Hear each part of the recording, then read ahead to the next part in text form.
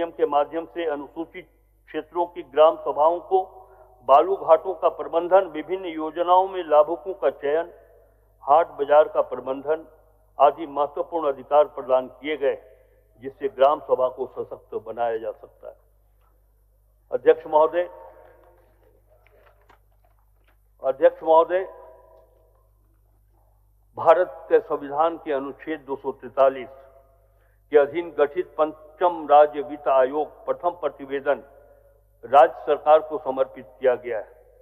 राज्य सरकार द्वारा आयोग की अनुशंसाओं पर ऐतिहासिक निर्णय लेते हुए संबंधित वित्तीय वर्ष में प्रतिनिध्यायन के रूप में स्थानीय निकायों को अंतरित की जाने वाली राशि पिछले वित्तीय वर्ष के राज्य के शुद्ध स्वकर राजस्व का 4% के रूप में तय किया गया है। तदनुसार पंचम राज्य वित्त आयोग की अनुशंसा के क्रम में स्थानीय निकायों के लिए वित्तीय वर्ष 2024-25 और 25-26 में अनुदान की कुल राशि 1172 करोड़ रुपए 66 लाख निर्धारित की गई है। महोदय, ये उपलब्धि है हमारे सरकार की। अध्यक्ष महोदय, सरकारी विद्यालयों के विस्तार एवं सुदृढ़ीकरण हेतु हेमंत सोरेन कृत संकल्पित हैं। इस सोच के साथ वित्तीय वर्ष 2026-27 में राज्य सरकार ने धनबाद में 2 तथा पलामू, लातेहार एवं गढ़वा में 1 कुल 5 झारखंड बालिका आवासीय विद्यालय के निर्माण का निर्णय लिया है। वित्तीय वर्ष 2026-27 में 100 नए उत्कृष्ट विद्यालय सीएम स्कूल ऑफ एक्सीलेंस के संचालन का लक्ष्य रखा गया है। राज्य सरकार की विशेष पहल पर शहीद के आश्रितों के लिए एक आदर्श विद्यालय की स्थापना एवं संचालन की व्यवस्था की जाएगी। अध्यक्ष महोदय, झारखंड में कृषि के क्षेत्र में महिलाओं की महत्वपूर्ण भूमिका को ध्यान में रखते हुए महिला किसान खुशहाली योजना प्रारंभ की गई, जिसके अंतर्गत महिला किसान को इंटीग्रेटेड फार्मिंग से जोड़कर अद्यतन तकनीकी की मदद दी जाएगी और ऑफलाइन एवं ऑनलाइन मार्केटिंग प्लेटफॉर्म से जोड़ा जाएगा। इस योजना अंतर्गत वित्तीय वर्ष 26-27 के लिए 25 करोड़ बजटीय उपबंध किया गया। महोदय, विषम आर्थिक चुनौतियों के बावजूद हमने अपनी अर्थव्यवस्था को सुदृढ़ करने के साथ साथ उनका ध्यान रखा जो अपनी आवाज उठाने में सक्षम नहीं है। हमने विकास की राह में अंतिम पंक्ति के व्यक्तियों के आगे लाने का प्रयास किया है। झारखंड संवर्जन पेंशन योजना, मुख्यमंत्री मैया सम्मान योजना, मुख्यमंत्री रोजगार सृजन योजना, झारखंड कृषि ऋण माफी योजना और उसके अतिरिक्त सुखाड़ राहत, माननीय मुख्यमंत्री पशुधन योजना, मरान बोम के जयपाल सिंह मुंडा पारदेशीय छात्रवृत्ति योजना, झारखंड राज्य खाद्य सुरक्षा योजना, सावित्री भाई फूले किशोरी समृद्धि योजना, मुख्यमंत्री मेधा छात्रवृत्ति योजना, मुख्यमंत्री शिक्षा प्रोत्साहन योजना, मुख्यमंत्री गंभीर बीमारी उपचार योजना, धोती लुंगी साड़ी योजना, मुख्यमंत्री ग्राम गाड़ी योजना सहित कई योजनाएं हमारे गठबंधन की सरकार ने शुरू किया है। साथ ही प्री एवं पोस्ट मैट्रिक छात्रवृत्ति की राशि में लगभग 3 गुना की वृद्धि की गई है। यह सब सीधे जनता की आकांक्षाओं और उम्मीदों और उनके उत्थान से जुड़ी हुई योजनाएं हैं। महोदय, अध्यक्ष महोदय, अर्थव्यवस्था के मेरे दावे की पुष्टि आंकड़ों के अवलोकन से भी होती है। राज्य की आर्थिक स्थिति से अवगत कराते हुए बताना चाहूंगा कि वर्ष 21-22 में राज्य का आर्थिक विकास दर 12% कांस्टेंट प्राइस था।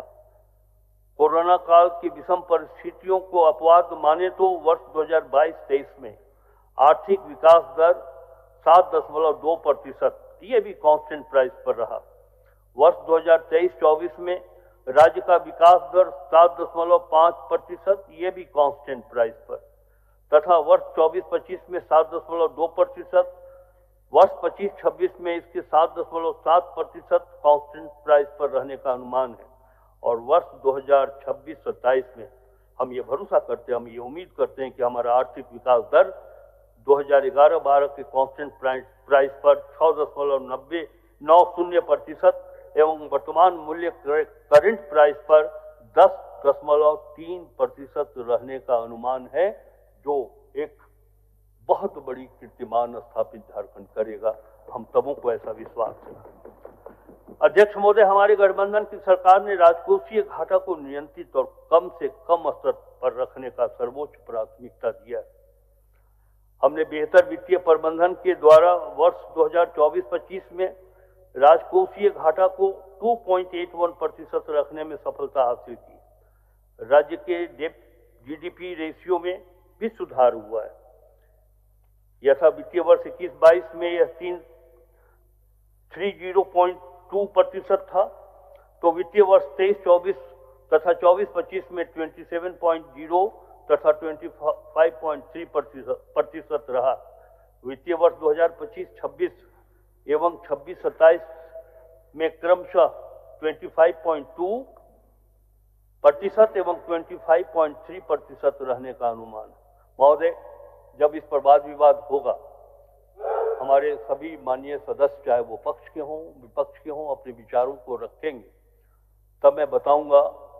जिन लोगों का ये कहना है कि झारखंड राजकोषीय घाटा से गुजर रहा है, मैं उन्हें बताऊंगा कि हम कैसे जीडीपी के निर्धारित 3% सीमा से नीचे हैं और देश के कई ऐसे राज्य हैं जो हमसे बहुत अधिक उस निर्धारित सीमा से अधिक ऋण ले चुके, और उसका क्या प्रभाव पड़ रहा है वहां की जनता के ऊपर। इस बात को मैं कल अपने उत्तर के क्रम में, सरकार के उत्तर के क्रम में कहूंगा। महत्वपूर्ण बात यह है महोदय, राज्य ने अपने राजस्व आय, state own tax, state non own tax में उत्तरोत्तर वृद्धि हासिल की है। 19-20 में राज्य के स्रोत से कुल राजस्व आय 25,521 करोड़ रुपए थी, जो वित्तीय वर्ष 24-25 में 42,732 करोड़ रुपए हो गई तथा वित्तीय वर्ष 26-27 में 66,700 करोड़ रहने का अनुमान है महोदय।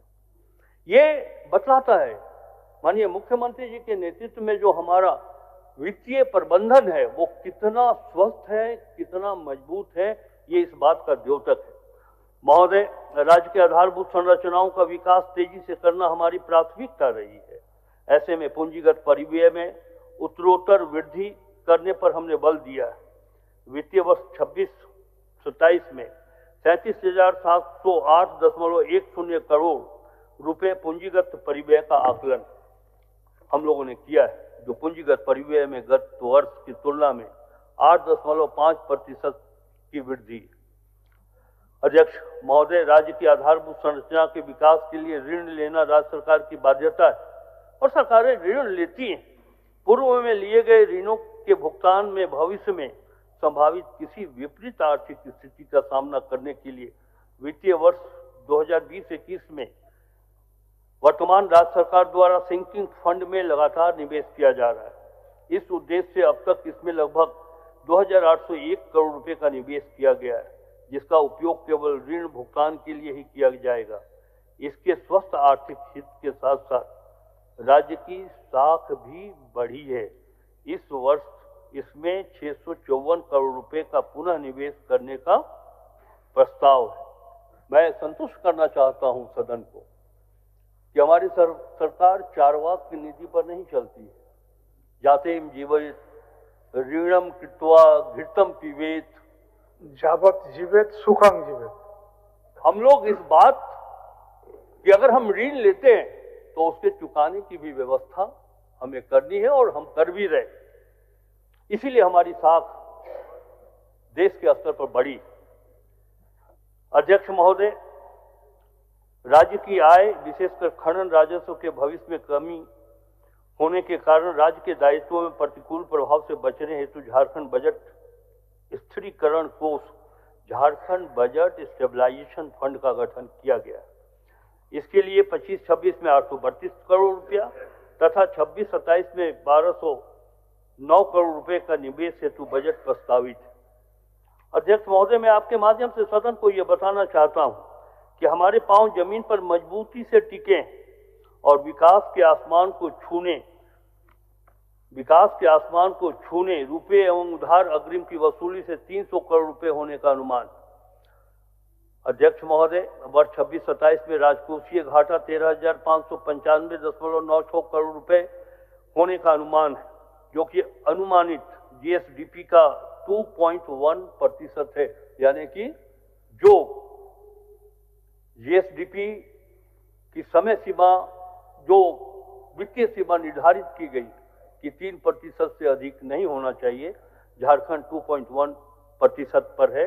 ये बताता है हमारे वित्तीय प्रबंधन का द्योतक है, किस तरह वित्तीय स्थिति हमारे राज्य की कैसे अनुशासित है, कैसे प्रबंधित है माननीय मुख्यमंत्री जी के नेतृत्व में। महोदय, कोविड के बाद वर्ष 2021-22 से 25-26 मौजूदा कीमत पर यानी कि करंट प्राइस पर राज्य के जीएसडीपी में 14.1% की औसत वार्षिक दर से वृद्धि हुई है। इसी तरह 11-12 से 24-25 के बीच राज्य की मौजूदा कीमतों पर 9.9% की औसत वार्षिक दर से वृद्धि हुई है और इस तरह इन 11 वर्षों में 5 वर्षीय आर्थिक विकास दर 14.1% से अधिक की दर से बढ़ा है। महोदय, 14.1% की लक्षित विकास दर राज्य के मौजूदा संसाधनों का उपयोग करके बाहरी कारकों, विशेष रूप से सूखे के प्रभाव को निष्प्रभावी करके उसे विकास को बढ़ावा देने वाले उपायों को लागू करके हासिल की जाएगी। इस क्रम में ग्रोथ इंजन कृषि, उद्योग, भौतिक संरचनाओं का विकास, वित्तीय सेक्टर का विकास, स्वास्थ्य, शिक्षा, कौशल विकास तथा सामाजिक सुरक्षा पर विशेष बल दिया जाएगा।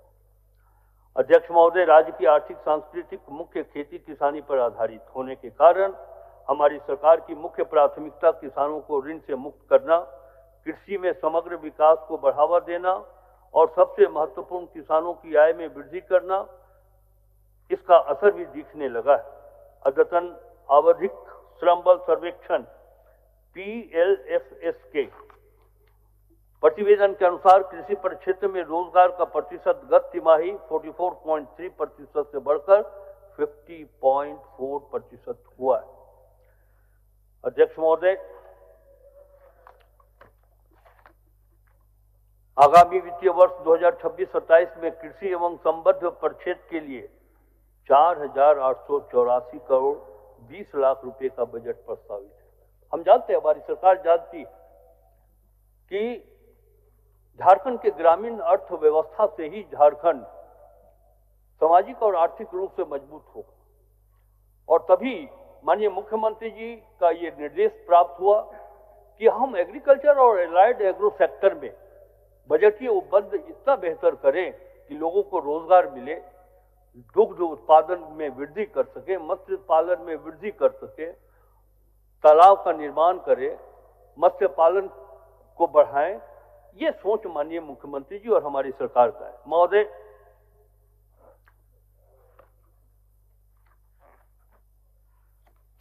क्या बोले, बीच बीच में पानी पीना पड़ता है क्या? जरूरत होगा तो मांग लूंगा। वर्ष 2026-27 में ग्रामीण विकास के लिए 12,346 करोड़ 90 लाख का बजट प्रस्तावित है और इसी तरह अध्यक्ष महोदय, सिंचाई सुविधाओं और सिंचाई क्षमता के विस्तार को ध्यान में रखते हुए वर्ष 26-27 में जल संसाधन के लिए 2,714 करोड़ 71 लाख रुपए का बजट प्रस्तावित है। अध्यक्ष महोदय, पंचायती राज व्यवस्था के सुदृढ़ीकरण हेतु वर्ष 2026-27 में 2,283 करोड़ 25 लाख रुपए का बजट प्रस्तावित है। महोदय, महिलाओं, बच्चों और सामाजिक सुरक्षा हेतु वर्ष 2026-27 में 22,995 करोड़ 69 लाख रुपए का बजट प्रस्तावित है। महोदय, इसी तरह वित्तीय वर्ष 2026-27 में प्रारंभिक एवं माध्यमिक शिक्षा के लिए 16,251 करोड़ रुपए 251 करोड़ 43 लाख रुपए तथा उच्च एवं तकनीकी शिक्षा के लिए 2,564 करोड़ 45 लाख रुपए का बजट प्रस्तावित है। महोदय, स्वास्थ्य सुविधाओं के सुदृढ़ीकरण के लिए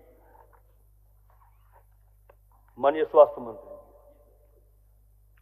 अध्यक्ष महोदय, स्वास्थ्य सुविधाओं के सुदृढ़ीकरण के लिए 7,990 करोड़ 30 लाख रुपए का बजट प्रस्तावित है। महोदय, इस विषय पर मैं ये जरूर कहना चाहूंगा कि हमारी सरकार ने ये महसूस किया है कि राज्य में कैंसर रोग का फैलाव बहुत तीव्रता के साथ हो रहा है। माननीय मुख्यमंत्री जी ने जब समीक्षा की तो ये पाया कि हमारे राज्य में सरकारी 5 मेडिकल कॉलेज हॉस्पिटल के पास पेट सीटी स्कैन मशीन नहीं है। हमारे रोगियों के लिए या तो कलकत्ता जाना पड़ता है या फिर दिल्ली का रुख करना पड़ता है। माननीय मुख्यमंत्री जी ने कहा कि जो इंटरनल बजटीय एलोकेशन है स्वास्थ्य विभाग का, उसी में 200 करोड़ रुपए सिर्फ कैंसर रोग के उपचार और रोकथाम के लिए करणांकित किया जाएगा।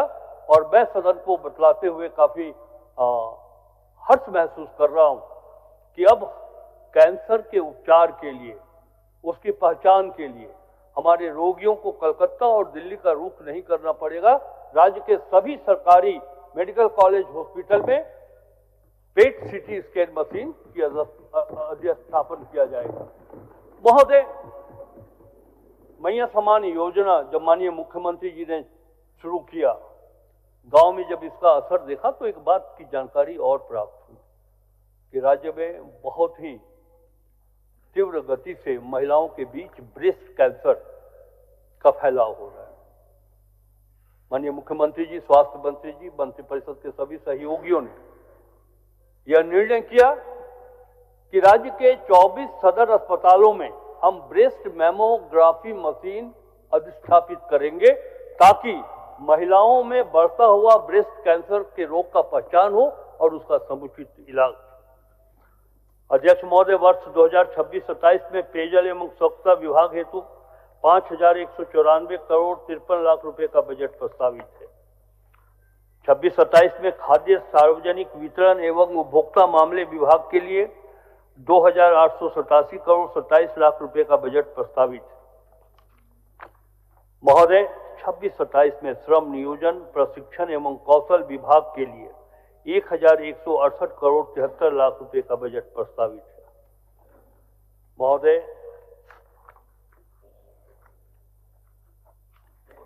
इसी तरह अनुसूचित जनजाति, अनुसूचित जाति, अल्पसंख्यक एवं पिछड़ा वर्ग कल्याण विभाग का वित्तीय वर्ष 26-27 में 3,568 करोड़ 19 लाख रुपए का बजट प्रस्तावित है। मान्यवर, वर्ष 26-27 में वन विभाग के लिए 1,544 करोड़ 75 लाख रुपए का बजट प्रस्तावित है। महोदय,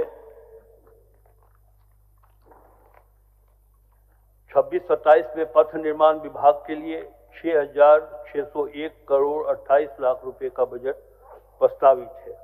ग्रामीण कार्य विभाग के लिए 5,081 करोड़ 74 लाख रुपए का बजट प्रस्तावित है।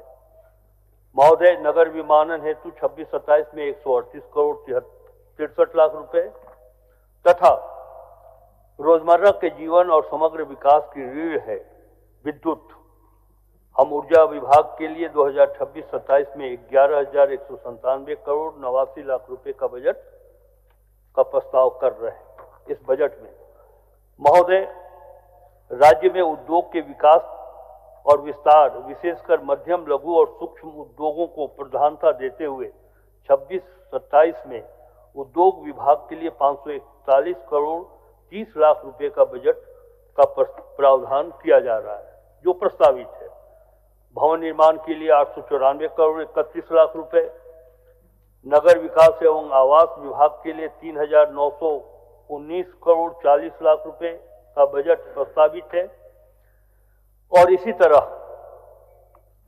वर्ष 2026-27 में लातेहार जिला अंतर्गत नेतरहाट में कोयल व्यू पॉइंट पर ग्लास वॉच टावर का निर्माण एवं मैग्नोलिया पॉइंट में स्काई वॉक का निर्माण कराया जाएगा। देवघर जिला अंतर्गत पुनासी डैम का टूरिज्म डेवलपमेंट, पलामू जिला अंतर्गत मलय डैम का टूरिज्म डेवलपमेंट, चतरा जिला अंतर्गत कौलेश्वरी पहाड़ में रोपवे का विकास एवं खूंटी जिला के पेरवा घाघ जलप्रपात तथा पांडु पुडिंग पिकनिक स्थल के इको पर्यटन सर्किट का विकास कराया जाएगा। महोदय, मैं अपनी ओर से माननीय पर्यटन मंत्री जी के प्रति आभार व्यक्त करता हूँ कि जिसकी संभावना काफी अधिक है इस राज्य में, लेकिन दुर्भाग्यवश अब तक पर्यटन को वह स्थान नहीं मिला था जो आज माननीय मुख्यमंत्री जी और माननीय पर्यटन मंत्री जी के कुशल नेतृत्व में पर्यटन क्षेत्र को बढ़ावा दिया जा रहा है। महोदय, 2026-27 में सूचना एवं प्रौद्योगिकी विभाग के लिए 328 करोड़ रुपए, 2026-27 में गृह, कारा एवं आपदा प्रबंधन विभाग के लिए कुल 11,038 करोड़ रुपए और विकास के लिए योजनाओं की अवधारण और सूत्रण के साथ साथ विभिन्न प्रक्षेत्रों में क्रिटिकल गैप पूरा करने में योजना एवं विकास विभाग की भूमिका अत्यंत महत्वपूर्ण है। वित्तीय वर्ष 2026-27 में योजना एवं विकास विभाग के अंतर्गत 529 करोड़ 94 लाख रुपए का बजट प्रस्ताव है। महोदय, आगामी वित्तीय वर्ष 26-27 में राज्य का कुल योजना आकार 1,0891 करोड़ रुपए है, जिसमें 13 विभागों की योजनाओं का आउटकम बजट की राशि 62,329 करोड़ 4 लाख रुपए है, जो योजना बजट का लगभग 62% है। ये एक बहुत बड़ी उपलब्धि है। जैसा कि हम लोगों ने पहले से ये प्रॉमिस किया था कि हम जेंडर बजट, बाल बजट के माध्यम से लोगों के सर्वांगीण विकास की बात करेंगे और सोशल सेक्टर पे हमारा ध्यान अधिक होगा, मुख्यमंत्री जी का ध्यान अधिक केंद्रित होगा। ये उसी का परिणाम है। प्रभातखबर.com, विश्वास वही, रफ्तार नहीं।